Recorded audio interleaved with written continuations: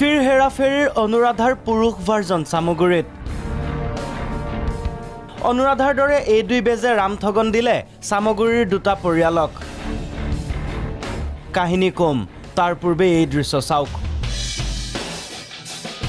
চামগুৰিৰ ভুৰবন্ধাত ৰাইজে আবদ্ধ কৰিলে এই দুই লোকক জব্দ কৰিলে এইটো বাকচ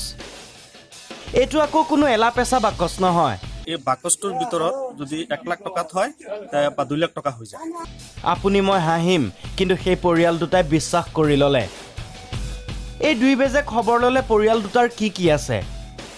ট্ৰেক্টৰ আছে নচলাব বাইক চলাই বিপদ হ'ব বিক্ৰী কৰক পইচা দিয়ক 2 লাখ থৈ 4 লাখ লওক এইবোৰ কৰি কৰি এঘৰৰ পৰা 8 লাখ এঘৰৰ পৰা 12 লাখ লোট শেষত কলে মাটি বেচক এবাৰ যেতিয়া মাটি বিক্ৰী কৰিব কৈছে তেতিয়া আমি চিন্তা কৰিলো যে ইমান ধনী মানুহজন যে গাড়ী বিক্ৰী কৰিলে মাটি বিক্ৰী কৰি টকা ক'ত দিয়ে গোটেই ৰাইজ গোট খালে প্ৰথমে সোধা পোছা তাৰ পাছত লপা থপা এজন আহিছে সুধিছে কোন দুটা এজনে দেখুৱাইছে এইজন আনজনে দিছে খোজ অলপ সময় খুচৰখা কৰি আৰক্ষীক গতালে দুয়োজনক একা ডাবল কৰা দুই বেজৰ ডাবল পানিশমেন্ট বিচাৰিছে সকলোৱে চামগুৰিৰ পৰা কাবুল কলিতা প্ৰাগ নিউজ